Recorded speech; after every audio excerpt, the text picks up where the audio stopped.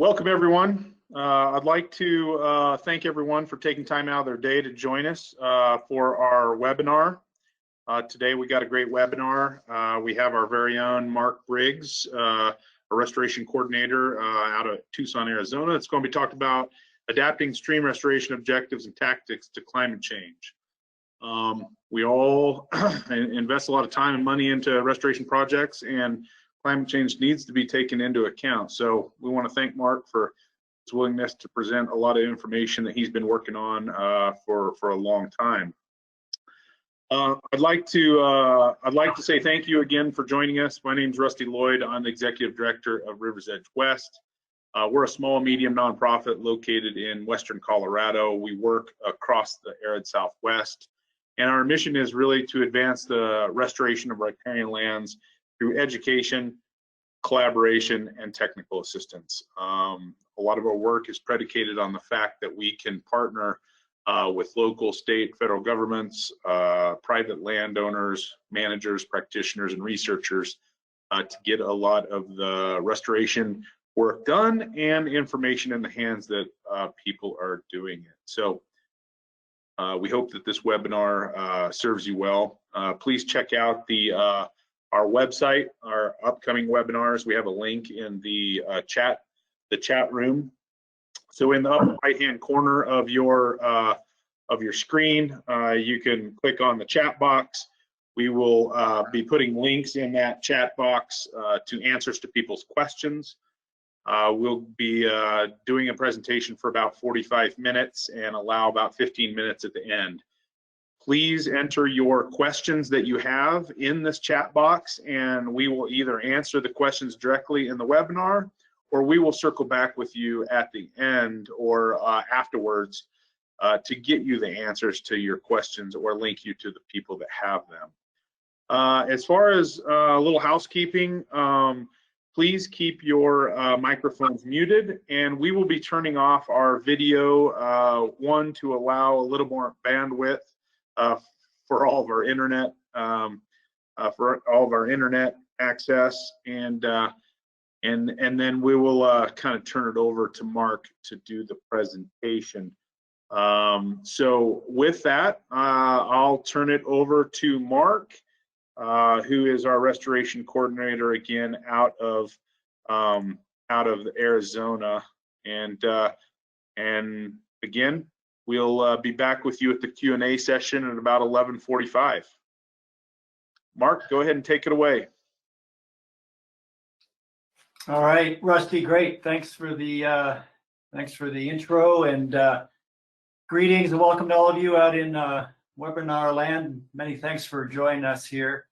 As Rusty mentioned, today's talk is going to be on adapting your stream restoration objectives and tactics to climate change. This was a follow-up talk to one we did a couple weeks ago that was on a stream restoration guidebook, and this focus on adapting stream restoration objectives to climate change is a chapter in the guidebook. So just to give you a little bit of context for this talk, and as well the one that we did a couple weeks ago, here is the guidebook in which the chapter of today's talk occurs. The guidebook itself follows the main steps in developing a stream restoration program. So the climate change chapter is, one of the ideas to put it into the arc of developing a stream restoration program. The guidebook has a lot of the backbone is lessons learned, a lot of case studies.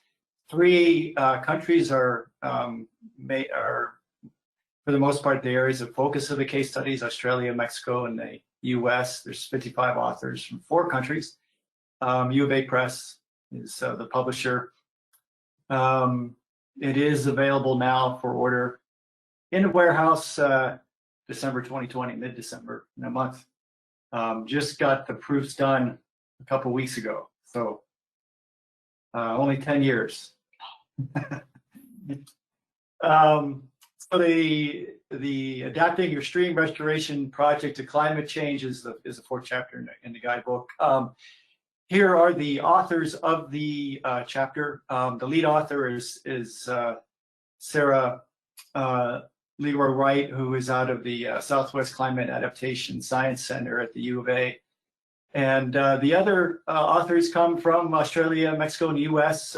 Really interesting mix of authors, scientists, climate scientists, authors who are experts in climate adaptation, practitioners, and even one rancher who was doing a climate adaptation program on her ranch. So a really interesting mix of folks that developed this chapter. The main emphasis for doing the chapter in the context of stream restoration is that stream restoration projects that are climate adapted are likely to be successful in the long term. That's kind of the bottom line. You know, put another way, if your stream restoration project is not adapted to climate change, there's a good chance it's going to fail. And so that was really the kind of the bottom line when it came to, you know, why insert a chapter on climate change in a book on stream restoration.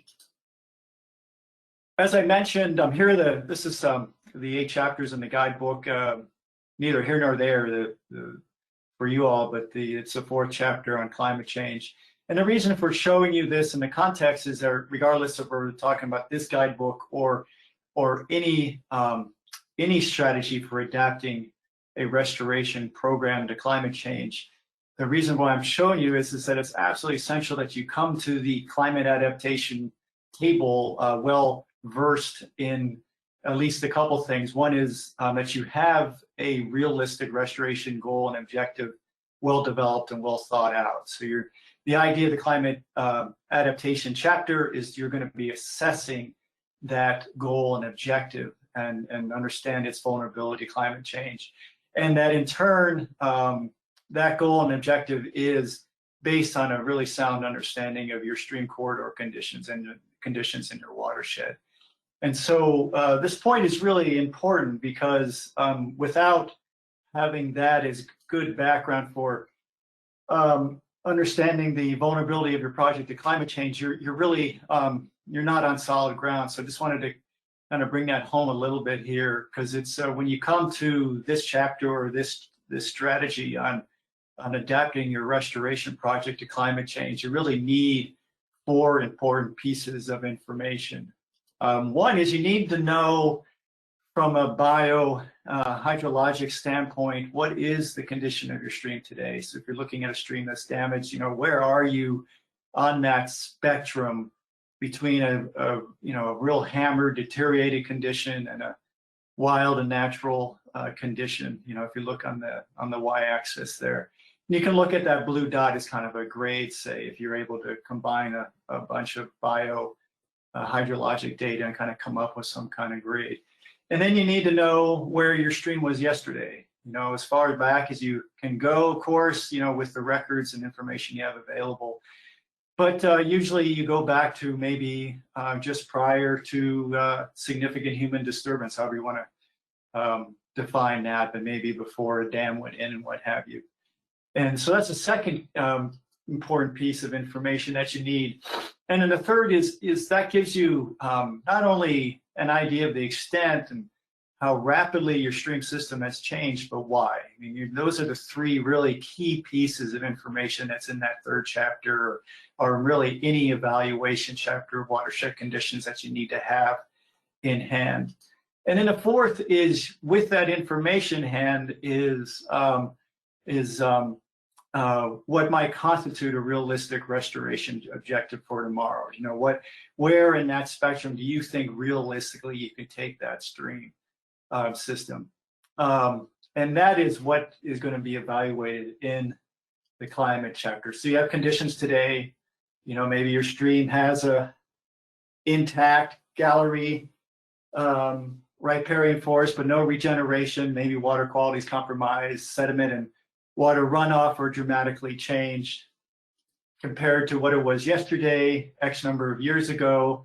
And so you have that in hand, you know the stressors, you know why the stream system has declined, you know, that's the evaluation chapter, so you got that in hand. And then you take that information and you develop what constitutes a realistic objective. And then the objective of the climate chapter is to say, okay, now that you have that realistic stream restoration objective in hand based on all that information is how might that objective be impacted by the realities of a rapidly changing climate, particularly with regard to changes in temperature and precip. And you know, maybe you can do more with the realities of climate change. Often, you know, it's going to be impacted, and you might not be able to do as much as you thought you could with regard to where you are on that y-axis spectrum, or it might be compromised completely. But that is the essence of this chapter that I'm going to review here, or the strategy. The chapter or the strategy has 4 main sections. The first is on how climate is changing and the sources of information that you can get at for understanding climate change. The second section is how you can take that information and apply sometimes global or even national climatic information to a sub-basin scale that might be more pertinent to the watershed where you're working.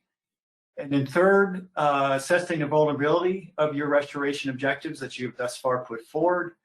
And fourth is if the vulnerability is fairly high on your restoration objectives, how might you strengthen the adaptive nature of your restoration objectives and tactics to the realities of climate change.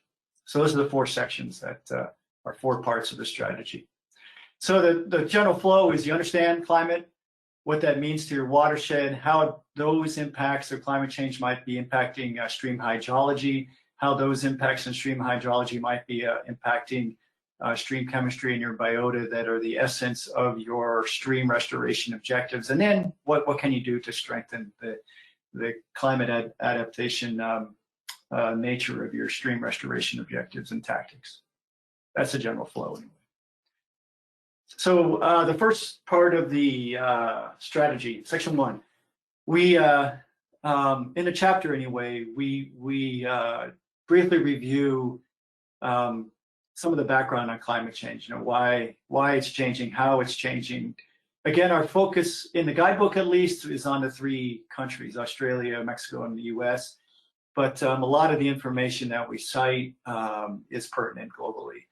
And so it's a brief section. We don't get into it. One of the things that's happened over the last, particularly the last decade or so, is there's been an explosion of climate knowledge and sources of information. So we briefly kind of discuss, you know, review some of that information, but our emphasis in that section is saying, okay, where, as a reader in this chapter, where can you go for deeper dives? And again, focuses on those 3 countries, and we list a variety of sources of climate information: Australia, Mexico, and the U.S., focusing in particular on, you know, national weather services and other government agencies, universities, of course. Tools and assessments have become a big deal in the climate change arena, and so those are highlighted as well. And climate service providers such as the climate adaptation science centers that are really have been truly helpful for providing information on how to go about adapting your project, whatever it is, adapting your project, city, landscape, et cetera, to the realities of climate change. So that's essentially the first part, just kind of put everybody on the same page, good sources of information out there, go get them, that kind of thing. The second part of the strategy is how do you take, once you get a handle on maybe what climate change means to your country, your region, your landscape, it's often at a scale that is well beyond what you are working at in a watershed. You know, you in some cases you could be working throughout the Colorado River system, which is, you know, could have a significant climate information on climate change that is really pertinent to that scale. But for the most part, many of us are working on much smaller scales. In many cases, you're working on a watershed that's a couple thousand square miles. And so the question is, how do you bring that information home to be a pertinence at the scale that you're working at?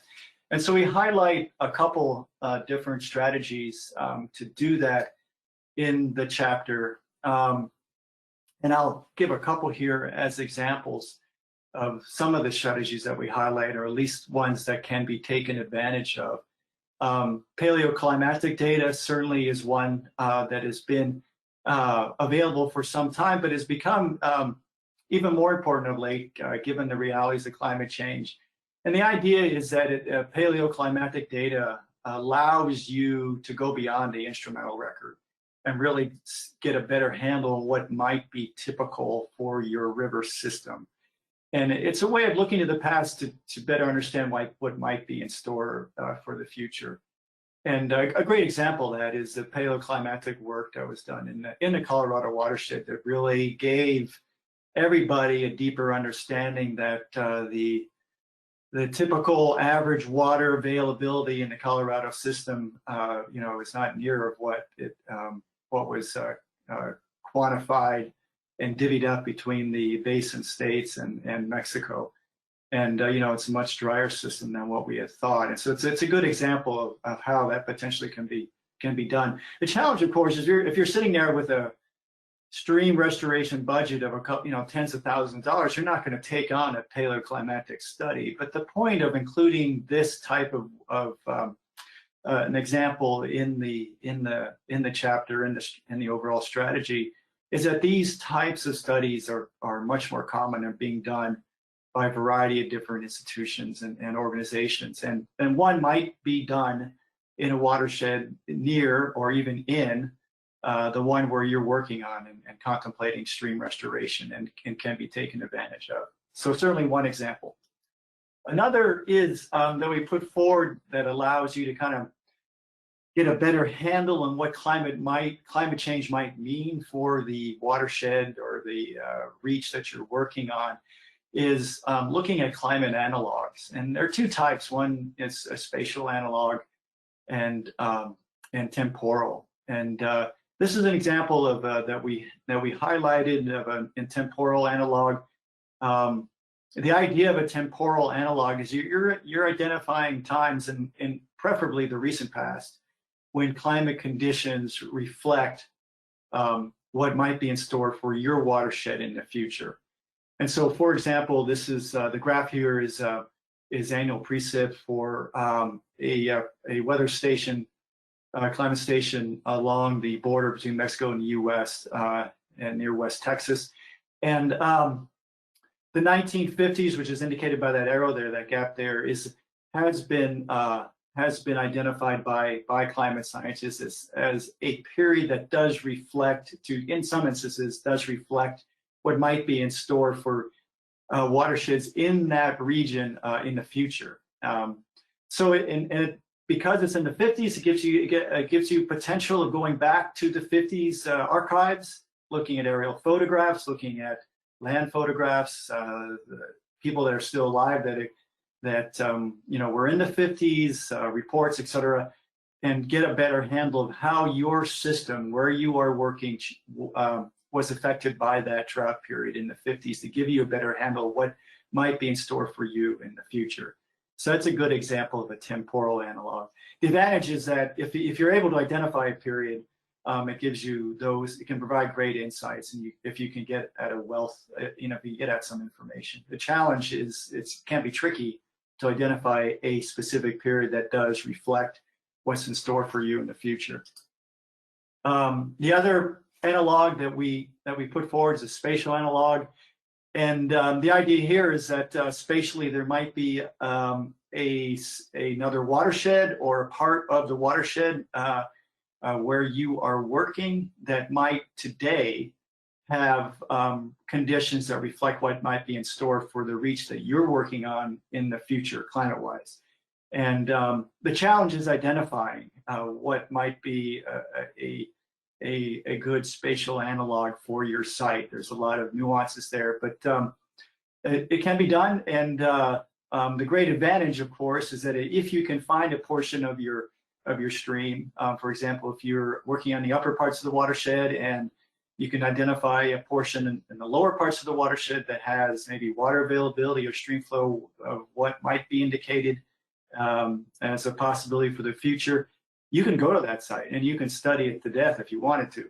So it could potentially provide you a wealth of information of how you can say, okay, here's what might be in store for us in the future, and here's how we might adapt our stream restoration project so that it can be viable in the long term given the nuances of climate change.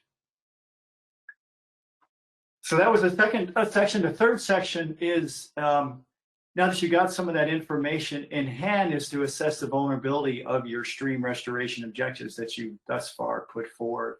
And vulnerability in the climate world is defined by a combination of exposure, whatever it is that you're analyzing, exposure, sensitivity, and the adaptive capacity. And at least with the chapter that we're looking at, the strategy is, the big question is, will the impacts of climate change compromise the stream restoration objectives that you have currently put forward? And our emphasis in the vulnerability assessment is looking at climate change and how it might affect stream flow. So how it might affect discharge frequency, duration, predictability, flashiness of your system, and then how those changes might in turn affect the biota that might be central to your stream restoration objective. So again, going back to that graph that I showed earlier, the idea is you got this stream restoration objective and you're looking at, okay, how might changes in temperature that are predicted for the future, how might changes in precip affect stream flow, and how might those compromise the objective? Well, could we do more? Could we do less? Would it be compromised completely? Those are the big questions that you're asking. And so as part of the vulnerability assessment, we put the results into one of 3 camps as part of the strategy.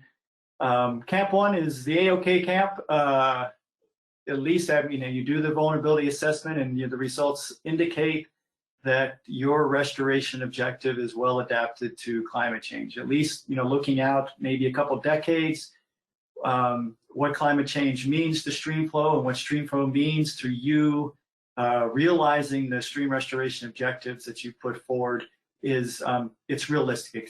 It can still be done. Camp 2 is you're on the edge. There are parts of the results that indicate, yeah, we can potentially do this. Climate change and its impacts won't compromise our restoration objectives, but man, we're close here. And Camp 3 we define as the holy smokes camp, meaning that it's just obvious that you're not going to, the objectives that you've thus far put forward will not be realized in the long term given the realities of climate change. So we put forward review a couple of vulnerability assessment options as part of the strategy.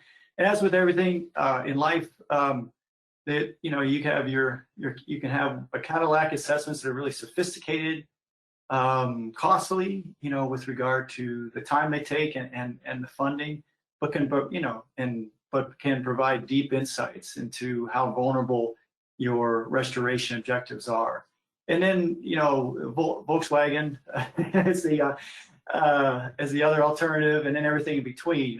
With the Volkswagen assessment, at least as far as what we put forward in the guidebook, in the chapter, it has more of an emphasis on field reconnaissance, expert opinion, and the idea is you can provide even though it's short and sweet and cheap, relatively, you can still provide great insights just where you are with regard to those 3 vulnerability camps. So maybe toward the Cadillac side, this is one of the case studies that we highlight in the chapter. This is the case study on the Middle Rio Grande that was done by Fish and Wildlife Service and a bunch of their partners. And what they wanted to do was look at and better understand the vulnerability of a suite of vertebrate species that are dependent, they're riparian obligate stream species for the Middle Rio Grande system in New Mexico. And so they used some fairly sophisticated modeling. They used, for example, SAVS, which is a system for assessment vulnerability of species. They used a couple different types of ecologic or environmental niche models that looked at a variety of different factors. And both of these models, require a lot of data. And so this is a long-term project, several years in the making, and relatively expensive. But the results were pretty phenomenal.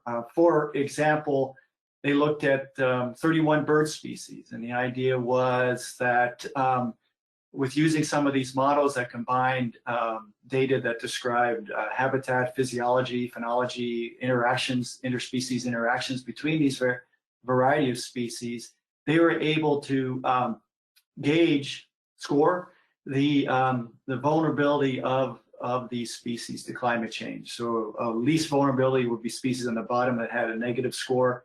I think -20 went down to, and then a higher score means the most vulnerable. And what they found out was the south willow flycatcher was one of the most vulnerable species to the impacts of climate change. But the bottom line here is that this data allowed them, or the results of these models allowed them to really hone in on what management needs they needed to implement to potentially mitigate some of the consequences of climate change. So the take home is that all these type of Cadillac approaches are costly and take time, et cetera. And you're not going to be able to take it on if you have a small budget, of course. But they're becoming common, and there's might be one that's done in your watershed, and it might be something that you could take advantage of for your own project. So toward the Volkswagen side of the spectrum in terms of budget and time for assessing vulnerability of your restoration objectives, one of the case studies that we highlight is right along the border between Mexico and the U.S. in West Texas, along a creek called Terlingua Creek.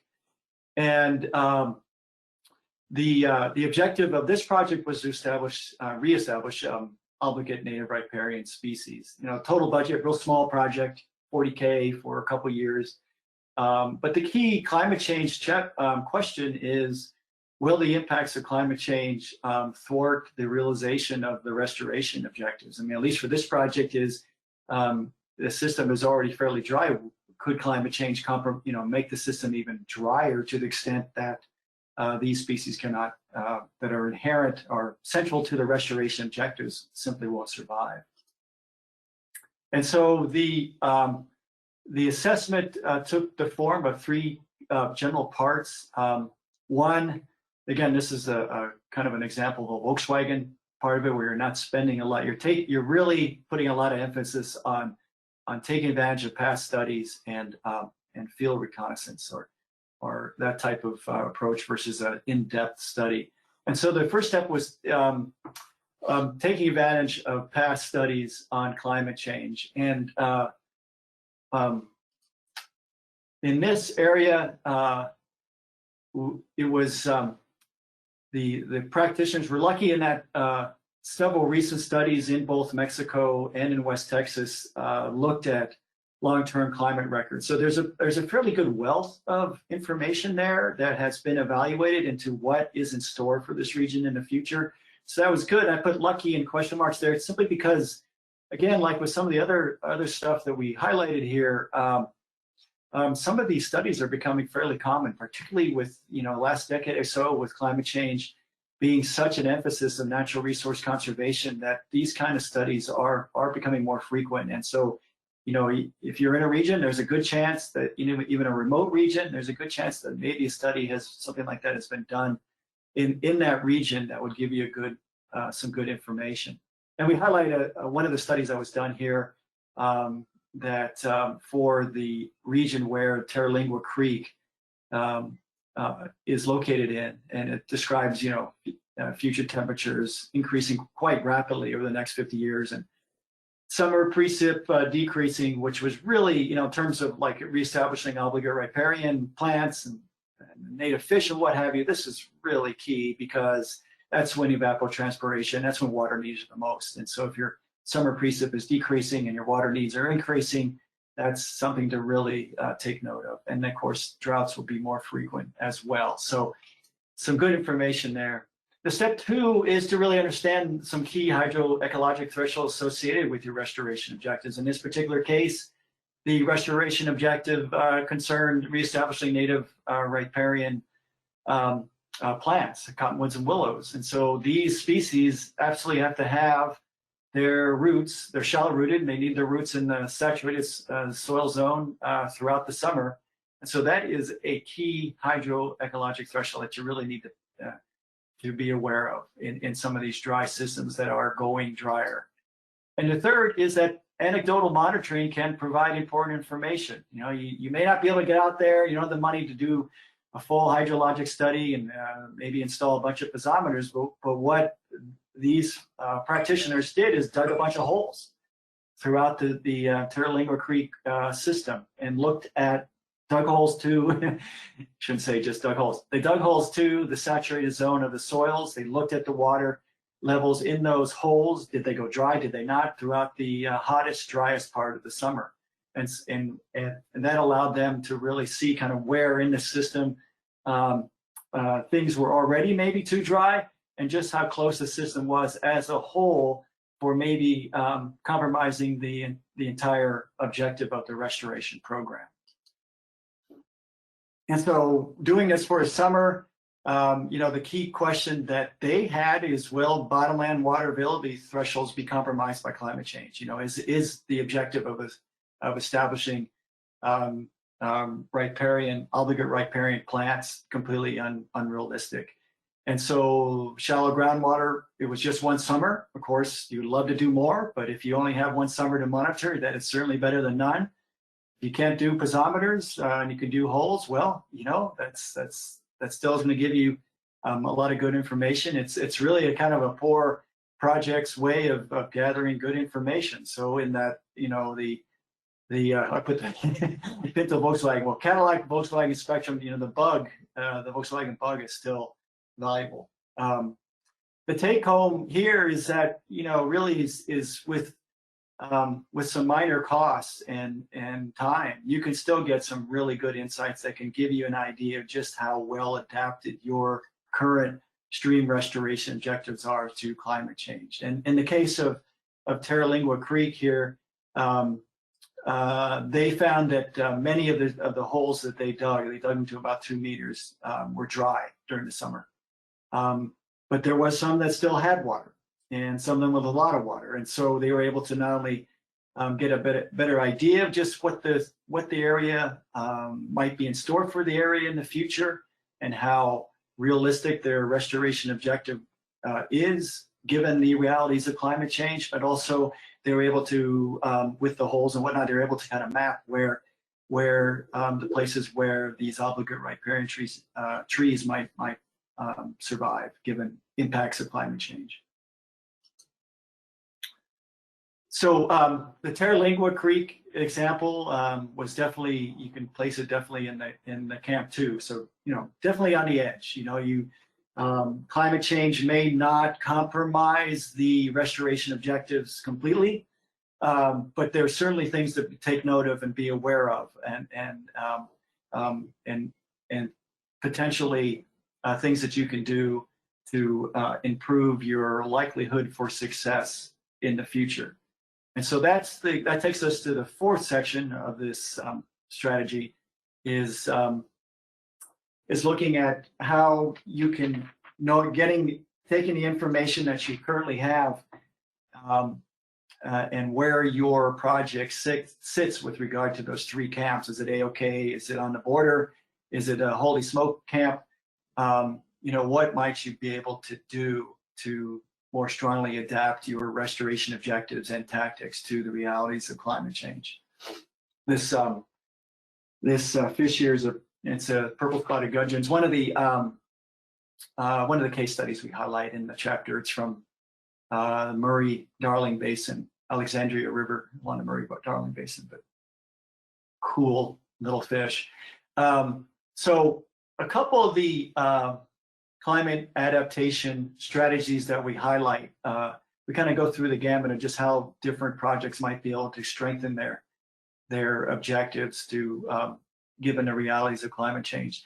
Certainly, if your restoration objective appears wanting, maybe you're in that Camp 2,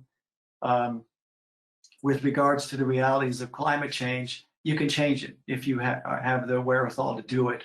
For example, you can change restoration objectives from a plant community that's where the restoration objective is focused on obligate riparian species, like in the Terlingua Creek example, to species that are better adapted to the hotter, drier conditions.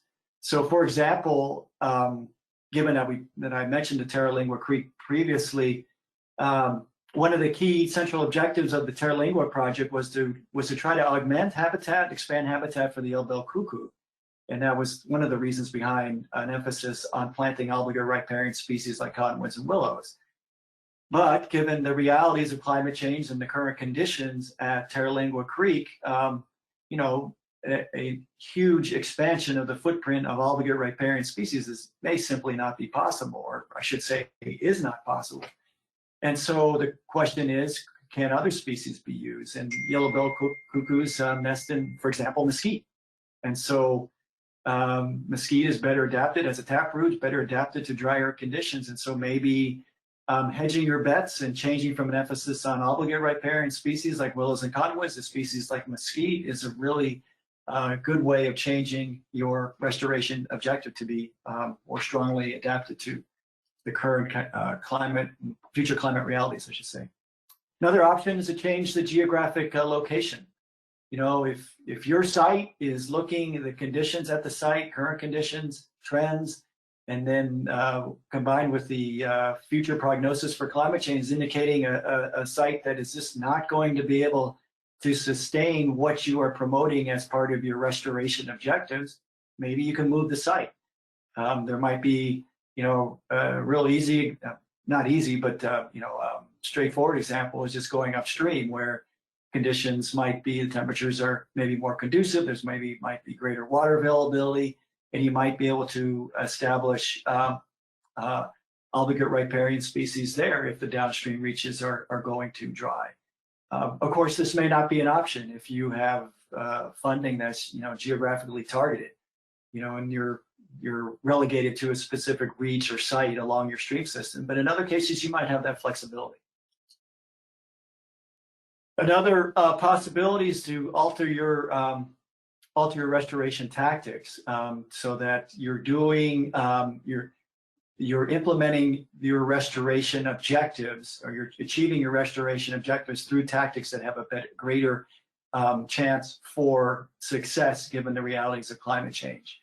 And so, for example, at Terlingua Creek, we switched from, the practitioners switched from an emphasis on containerized species to long poles. You know, cottonwoods and willows can grow through asexual, you know, just by harvesting tree limbs. And so digging deeper down to the saturated zone of the soil in places that allow that, or that are not, that don't have shallow bedrock, can potentially provide that opportunity. So it's just one example of how restoration tactics can be changed to address some of the concerns with climate change.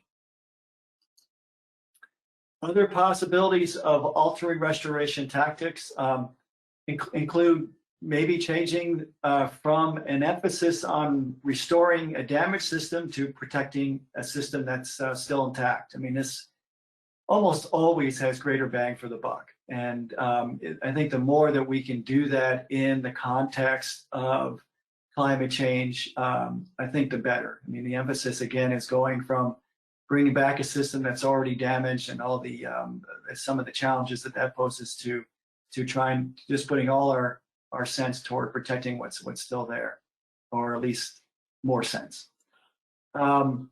There's also a change from going from a focus on underground restoration to fostering natural regeneration by improving management, you know, land management as well as water management, protecting stream flow, you know, so-called environmental flow, where you're actually putting a lot of effort in protecting the stream flow that's upstream of your restoration reach, is really key, particularly when we think in the context of climate change. The upland bottomland debate is always a concern, you know, or is always part of the or should be always part of the restoration debate. You know, are you maybe putting restoration sense into upland restoration before you start thinking about bottomland restoration? Is it really, it can give you, again, like protection versus restoration, a lot more bang to the buck. And always the idea of just focusing on elimination or the reduction of stressors. However we can do that. Oftentimes what you see throughout stream restoration geographies, no matter almost where you're looking at, is that the impacts of climate change are enhancing the impacts that are already on the landscape because of human activities. And so if we can reduce those human activities, you can gauge that certainly as a great climate adaptation strategy. And then push the pause button. I mean, we get into a lot of these projects where, you know, we feel the pressure. We feel the pressure from funders, we feel the pressure to get things done on the ground, but there always needs to be that option where you say, you know, listen, this system's already in dire straits. Climate change is making it worse. We are going to be, this restoration project is going to fail given what we're learning here. Push the pause button. Think about, you know, what else can be done. Maybe do even more and get some more data and information about what your system, you know, where the trends of your system. I mean, it's always a good option. And along that line also is working with funders just to lengthen the restoration window that you're currently in. You know, we're always, from a stream restoration standpoint, you're always looking at the long-term, decadal at least, you know, for bringing back a stream system. That said, all of us are in situations where we have grants, and the grants are 2 years, maybe 3. And so, you know, we're doing these spot projects where we're going from hopefully one spot to the next, and hopefully you're staying within the same watershed. That said, you know, working with funders to expand the temporal reach of your grant from 2 years to 3 can make a huge difference in terms of what you might, you know, how you might, what you might learn with regard to your site and your restoration project, with how climate change might affect it, as well as what your response might be. So certainly something to think about. Since we mentioned the Terlingua Creek as one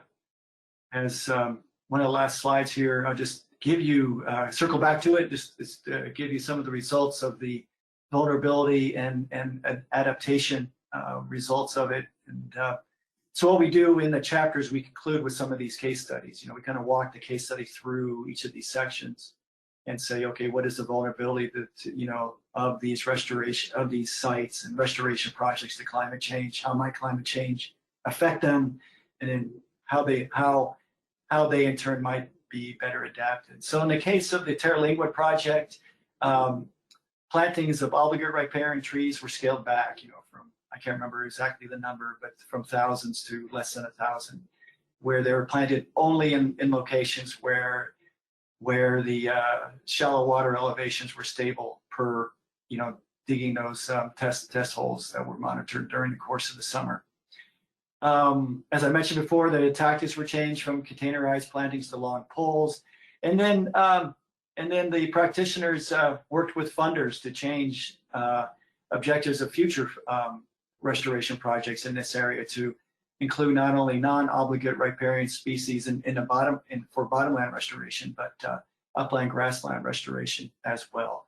And so we conclude with this type of summary for several of the projects, including, you know, some of the projects in Australia and Mexico that I couldn't highlight here because of time, but this is how the chapter ends. And then the next chapter goes to looking at E-flow, environmental flow, and how your strategies for potentially protecting the stream flow that passes through your stream restoration project. So that's a real quick summary of the strategy laid out for adapting your stream restoration objectives and tactics to climate change. Real much in a nutshell, but hopefully, Rusty, I left some time for questions, and we can have them. Yeah, Mark, thank you very much. We really appreciate your presentation filled with lots of information. We have a couple questions coming in that we will jump to. So Sean asked a question. I think it was in the context of the Terlingua Creek project, but maybe it's for all projects. Were any aquatic fish and amphibian species addressed for climate vulnerability? For the Terlingua project, no. We were looking just at obligate riparian plants.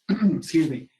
Terlingua Creek is already an ephemeral stream, and so there just wasn't a lot of, except in the very upper parts of it, there's not a lot of options for aquatic species, I mean, particularly fish.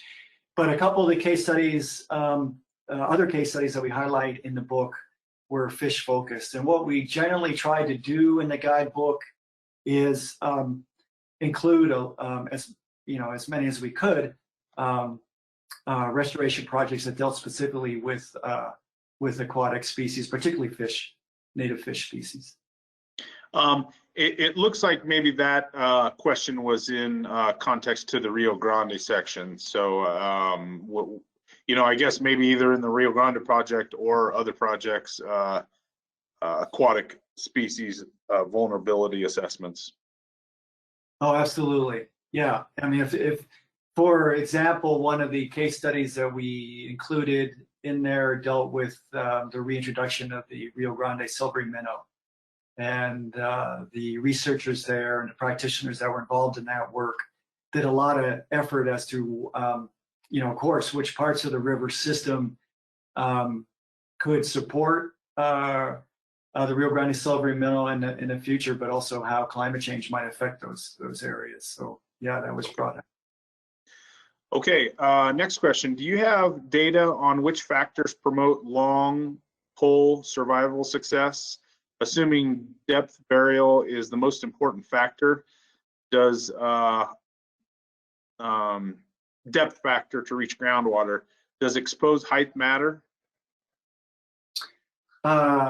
We don't, not specifically in the book. We cite a bunch of projects that focused on planting long poles of cottonwoods and willows. And yeah, I mean, there's some thresholds out there. I'm not sure if it has been specifically studied, but of course, depth, how long of a pole can you actually plant? Right. There were several people that planted huge poles and they seem to survive.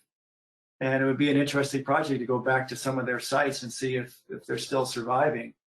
I would guess that as long as you can get it in the water and the water stayed there, you're probably okay. To the extent to which the above ground growth or the above ground length of the pole, that is a really good question. I have no idea. We always seem to go for kind of the 2/3 underground, 1/3 above, but that's just a kind of a rule of thumb that everyone tries to kind of adhere to. And I'm not sure what the reasoning is. Yeah. And I think part of his question was based on, to prevent herbivory. So obviously, that I think a lot depends on the length of the stalk and poles and the ability to get it underground. Rivers Edge West does have some videos and some information on pole planting, although, I think the question is good that long-term data to see how poles are being successful would be good to have. So, Yeah. Mark, a question. So you talked about a number of data points and sources. If you were to give someone maybe the top 2 or 3 data sources with limited budgets, like your Terlingua Creek, what would you suggest people pursue as maybe top 2 or 3 areas that could be done economically on limited budgets? Well, I guess a couple answers there. One is, it's an obvious one, but certainly look at what's been done in your region, because some of the reports that are coming out now with regard to climate change and trends and analysis of long-term data sets are not readily available in terms of it could require contacting climatologists in your neck of the woods where you are working to get at some of that work. And and then if you can, it's a wealth of information. But you know, and that could be just a phone call away too, from an ideal standpoint. The second is the guidebook and the strategy that we put forward and we discussed today really hinges on how climate change affects your stream flow regime, and how that stream flow regime will in turn changes to it will affect the biota, particularly and with regard to your stream restoration project, the biota that are central to achieving those objectives, right? And so definitely a great source of information is long-term stream flow records. You know, getting at those and understanding, you know, we talked a little bit about looking at temporal analogs and what might constitute a time period in the recent past, you know, during the period, for example, that a stream gauge has been in existence nearby, how a drought in the past affected stream flow. And that could give you some great insights as to just what might be in store for you in the future. Okay. Mark, could you put up the slide that had the link to where people could access the guidebook, the upcoming guidebook? Yeah.